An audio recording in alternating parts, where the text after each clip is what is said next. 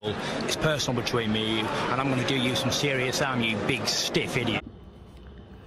The untouchable True School Sports Empire proudly presents something the boxing games are missing. Hey, what's going on? It's your boy BT, and I came here to talk some boxing with the thousands of True School Sports subscribers.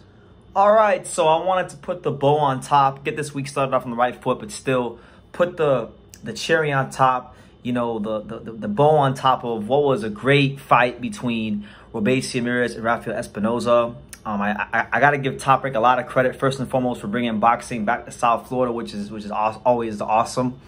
And also, I really do think that this was one of the best cards Top Rank has put on all year. And in this video, I'm going to pretty much run through the whole card, give you guys a proper post-fight review, excluding the co-main event with Xander Zayas and Bruce Carrington. Those two will get their own separate videos, but every other fight, I'll run through it. So we'll start with the main event. Rafael Ezpinoza versus Robeisy Ramirez was nothing short of a classic featherweight fight. You know, it was really interesting because you had on one side Ezpinoza, who was relatively unknown, but if you watch him on tape, you know, you can definitely see he had some, he had the makings of being a dangerous opponent for Robeisy Ramirez, just due to the fact that he's 6'1" at featherweight, has a high punch output, has a consistent jab that he likes to use, and had some good angles that he likes to use with his feet. You know, sometimes he'll throw one or two punches and then angle off to the side, and you know, he was gonna. I knew that, you know, maybe early on it would be all Robeisy or Robeisy's fight, but I knew down the stretch it was gonna get hectic for him, and it did, right? Robeisy, on the other hand, he's transitioned his style from the amateurs to the pros very well under the watchful eye of Ismail Salas to become champion, and, you know, done a great job for himself. This is a second world title defense, and, you know, ever since he got with Salas, he kind of has a tendency to load up on his punches a lot more. So it's been working for him in a lot of fights, but it was really going to be tested in this fight against Ezpinoza, right? So I sat ringside. I had a great seat. As you guys saw in my reaction video, I was flanked by my main man from Pro Box, the one and only Daniel Rubin. Shout out to him. And believe it or not, I didn't realize until the third round, but Robeisy Ramirez's wife was sitting right next to me. So I remember it was mostly a Cuban and Puerto Rican crowd because, you know, obviously we're in South Florida, but there were some Mexicans that made the trip to support Ezpinoza, a lot of his family, whatnot. Shout out to his cousin and whatnot. I met a lot of people that were there that were supporting Ezpinoza that were very cool. So, you know, when the Mexicans started cheering, "Si se puede, si se puede, si se puede," when they started cheering that, I said, you know what? I got to join in on this. I thought it was hype where I was sitting. They were all sitting behind me. So I'm joining the damn chants. "Si se puede, si se puede, si se puede," right? And then Daniel brings to my attention that literally right next to me is Robeisy Ramirez's wife. So I can't remember what round it was. I think it was maybe the third or the fourth round. Basically, he clocks Ezpinoza and drops him, and she starts going crazy. And she got up and she looked at me. She gave me the death stare, and rightfully so, you know, because that's her husband. I'm over here like, I'm not praying on his downfall, but she don't know me, so in her eyes, yeah, I'm praying on the downfall. I'm cheering against her husband, right? So it was what it was, right? I stopped eventually once I realized that was his wife, but out of respect. But yeah, nonetheless. It was Robeisy's fight early on in the fight, and down the stretch, it got real hectic for him because, I mean, I remember after the knockdown earlier in the fight, Ezpinoza, I had a good vantage point of his body language, his eyes. That man looked like he wanted to go after the knockdown, and, you know, he got through it, he weathered the storm, and then down the stretch, like many Mexican fighters before him, he was able to summon something deep within inside of him and bossed the second half of the fight, like from round 8 to 12. I thought he did a great job of pushing Robeisy Ramirez back up in the punch output, making things very difficult for him. And it became more of his fight to where Robeisy wasn't moving as much. And he had gotten used to the counter punching and the speed. And it became a fight of, okay, whose will was stronger, you know, who was willing to give every last fiber of their being to win the fight. And obviously it wound up being Ezpinoza. He finished the fight very, very strong. I thought the judges got it right. You know, it was a close fight, could have went either way, but I thought Ezpinoza did a bit more to win the fight. Like I said in my reaction video, in close fights, you always want to be the guy that's finishing strong and towards the back part of the fight, rather than being the guy that won, you know, 5 of the first 6 rounds or 4 of the first 6 rounds. Just because it's like when you read a book, you may not remember the beginning or the middle, but you damn sure remember the end, right? Same thing with the movie, right? So that's how it goes. But Ezpinoza is now the WBO officially featherweight champion, and now, like I said, there are not 1, not 2, but 3 Mexican featherweight champions, and he joins Ray Vargas and Venado Lopez, who hold the WBC and IBF respectively. You know, the WBA is the vacant belt. We know that Top Rank actually just announced the Otabek Komatov Raymond Ford fight date. That'll be March 2nd. In Verona, New York. I will be there. I'm going to that fight to support Otabek Komatov. I want to see the fight, and I think it's going to be fun. And they also announced Venado Lopez on that card. He'll be taking on a fight I want to see. He's taking on his IBF mandatory challenger, Raya Abe, from Japan, the Southpaw, right? So, you know, 2 fights I really want to see on the same card. Why not? Well, let's go to upstate New York and let's go watch some boxing. But you know, Ezpinoza, I think he's in a great position. I think there's a lot of options for him now. He obviously could do the Robeisy rematch, which I think would be great. I enjoyed it. But at the same time, you know, right now, Venado is honoring his mandatory defense against the Japanese fighter. Once he's able to, if he can take care of that, then I think, you know, potentially a Robeisy versus Ezpinoza Mexican unification fight would be something that Top Rank would want. I do know that now, you know, Robeisy was the guy that I know Top Rank was looking up for lining up for Naoya Inoue when he was at the featherweight. He's out the picture now, so I think, you know, I'm not sure who the guy that becomes now if Inoue decides to move up in the next year. It could be Venado. Maybe he takes a spot. Maybe it's the winner of Komatov versus Ford. We'll see how it goes, man. But nonetheless, Ezpinoza has made quite the massive name for himself these last, you know, over the weekend, right? So good for him. As for Robeisy, I don't think he has anything to hold his head about. He could have won the fight. It really all depends on what you're looking at and whatnot. But you know, again, I always try to tell you guys, like, I wasn't trying to downplay him. I like Robeisy. I think he's a fantastic fighter, but he always had some conditioning and stamina deficiencies, and it kind of showed himself in this fight. So, you know, respect to him. He's a dignified champion.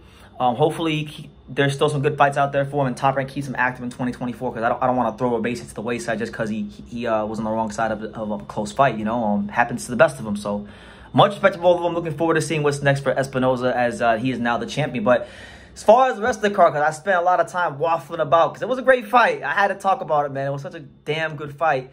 But as far as other things on the card, I got to pull the card up in front of me again, because I'm running through every fight but Xander and Bruce, Shushu Carrington's fight, I'm going to run through, because pretty much, like, them two deserve their own separate videos. But nonetheless, who else on that card? Well, I'm pulling it up. I know we had, was it Richard? We'll go with Tiger Johnson, because I liked his fight a lot. He took on the Mexican fighter Jimerr Ezpinosa. Now, Ezpinosa had a good record, 15-1. The only guy he had lost to was Jonathan Escobedo, who's a very tough Mexican fighter. And this was an interesting fight for Tiger Johnson's development, because, you know, Tiger showed himself to be a versatile and creative combination puncher. However, he was getting countered, he was getting pushed back, and close fight. He wins a split decision, and he ups record to 11-0. Yeah, I think this fight was perfect for Tiger's development. It was 8 rounds. He got all 8 rounds. They were hard rounds, and looking forward to seeing how he moves. You know, in 2024. You know, he's a 40-pounder. You know, not anywhere close to a finished product. I think sometimes Tiger has the tendency, when he lets his hands go, to keep his head on the center line. So that's why Jimerr Ezpinosa was able to, you know, counterpunch him and push him back and land some shots flush. And he was digging to that rib cage consistently. So I like what I saw from him, and it was definitely a really good fight. And you know, one of the couple competitive fights on the card. You had that fight there. You had Rohan Polanco, 10-0, good fighter. You know, haven't really seen much of him. I know I watched. The only reason I even knew who he was, because I'd seen his name on BoxRec, and I think I'd seen some clips here and there. And I know this girl that I know, Robert Garcia's niece, Christina Ramirez. She does interviews and stuff. I watched her interview with Rohan Polanco. So that's kind of how I knew about him. He took on Keith, the bounty hunter, who I interviewed earlier in the week, who brought the sign of the Wayne with the bounty on his head. And, you know, Keith does, even though Keith is 15-1, I don't think Keith has he had the experience to quite deal with Polanco. Keith, you know, when we talk about Polanco, Polanco's been an Olympian. Polanco, very experienced guy. That's where Keith, you know, you look at his resume, it's a lot of fights in Mexico against nondescript opposition. And I'm not here to criticize it. It costs money to build a fighter, so maybe, you know, sometimes some fighters just don't have the luxury of having good investment. But you know, he took the fights. I respect him for that. You know, he tried to be, you know, try to box him. Polanco sat there in the high guard and just waited and waited and waited, and then just threw these really aggressive counter punches. And by like round 2 or 3, I think he had Keith figured out. Keith Hunter doesn't really feint a whole lot, so when he makes sudden movements and he commits, it became very easy to kind of hit him for Polanco. And Polanco eventually wound up breaking him down and getting him out of there in the 6th round, which, you know, Keith thought was kind of controversial because he starts throwing punches at the referee. And, you know, it's unfortunate. It's unfortunate what happened to Keith in that instance. And, you know, he suffers the 2nd loss of his pro career. But look, man, I think he can learn from it and improve. As for Polanco, even though he got the stoppage, I felt like he should have maybe got it a little earlier. Keith became very predictable after the 3rd round. So we'll see. I think he should improve, but he's definitely one of the 140-pound prospects to look out for in the future. And I know Tiger Johnson found this card. He found the card. I wouldn't mind seeing a Tiger Johnson-Rohan Polanco fight in 2024. They both had the same amount of fights. They both had a big amateur experience. I think that's a fight that Top Rank could make in any part of 2024 that they so choose. So, you know, there's that. Also on the card, you had Jahi Tucker, fresh off his loss to Nicholas Flaus. He was taking on Francisco Daniel Veron from Argentina. And, you know, he was 13-0 coming into the fight. Just scored a good victory over Russian prospect / you know, contender Timur Karavov. And so it was a good fight. I felt like Jahi had a lot to prove in this fight. And what he had to prove, I don't think he quite proved it. You know, I like Jahi Tucker, but every time this Argentinian would come next to him, he would just tie him up, and, you know, he would do some good work, and then the guy would close the gap, and he would tie him up, and it was just real sloppy offensive approach from Jahi Tucker. I feel like he could have did a better job. This guy, Barone, super aggressive, you know, has a good left hook, and really, you know, I think early in the fight he did pretty good. I just think, again, he got a little repetitive with how he attacked Jahi Tucker, so it kind of got easier as the fight went on. So, you know, he did what he could, and they had a draw. So this is a fight that I think should be a rematch. You know, Top Rank is no stranger to doing rematches for fighters. They did Antoine Cobb versus Jalen Phillips, 3 or 4 times. So they can do this one, another one.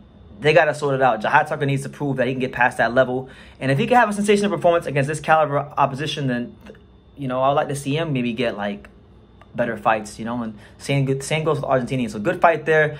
You had Richard Torrez Jr. on the card, who fought Curtis Harper, you know, in his first 8-rounder. And, you know, Curtis Harper is a wily veteran. He's been around for a long time, fought a lot of fighters. So it was a good fight for Richard Torres' experience. You know, Torres showed good volume punching, you know, came forward and whatnot. And, you know, this fight for him it wound up being the perfect storm, because he got the 8 rounds pretty much and stopped Curtis Harper in the 8th and final round. But you can clearly see there's a lot of work to do. This is the first guy I would say is a decent veteran that he's fought, you know, and Torres looked like he was gassing after 4 or 5 rounds. So I think there's definitely some things he needs to work on as far as setting up his punches and closing the gap. But these things come with time. So, you know, I can sit here and be harsh, but, you know, it is what it is. You know, they're gonna take the time with him, and, you know, we'll see where he's at a year from now. But, you know, good win for him, and that's my conclusion of, you know, the non-co-main event and, you know, the non-Bruce Carrington fight, the rest of the card, you know, as well as the main event. Great action from both men between Espinoza and Robeisy Ramirez, and And shout out to Mexico, man. You got another one. Another champion in the fold. So, yeah. What did you guys think? Do you guys think that Espinoza was Espinoza getting the decision? Was it the right call? Or are there some people out there that thought Robeisy won? If you thought Robeisy won, let that be known in the comments. Also, now that Espinoza's champion, what do you think the next move should be? You know, personally, I'll say it like this, man. Bernardo Lopez is an option. I'm not against that unification or anything like that. I'll tell you this, man. Y'all know Angelo Leo's my guy. I know Angelo Leo's not ranked in the WBO at featherweight, but he was once the WBO champion at 122. So maybe if he talks to the WBO, maybe he could petition to get in them rankings due to his prior status as a champion. I would like to see Angelo take on Espinoza. I think that'd be a great fight. You know, one Mexican-American versus a Mexican, both volume punchers. Obviously, Espinoza is much bigger. You know, 6'1". He's much bigger. He's much taller than everybody in this weight class.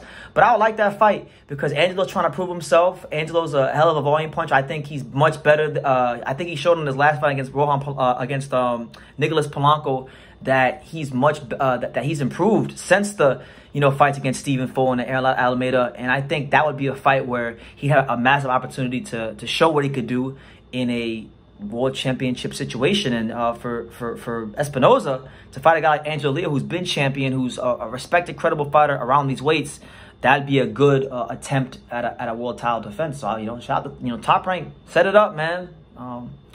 Yeah, leave your comments down below. What do you guys think? Make sure you guys take the time to subscribe. And like I say in every single one of these videos, you can love me or you can hate me, but I'm just a kid from dang it. So until next time, take care, guys. Thank you for watching another video on the untouchable True School Sports Empire. For more great boxing content just like this video, click right here and make sure you subscribe. Much love from sunny South Florida.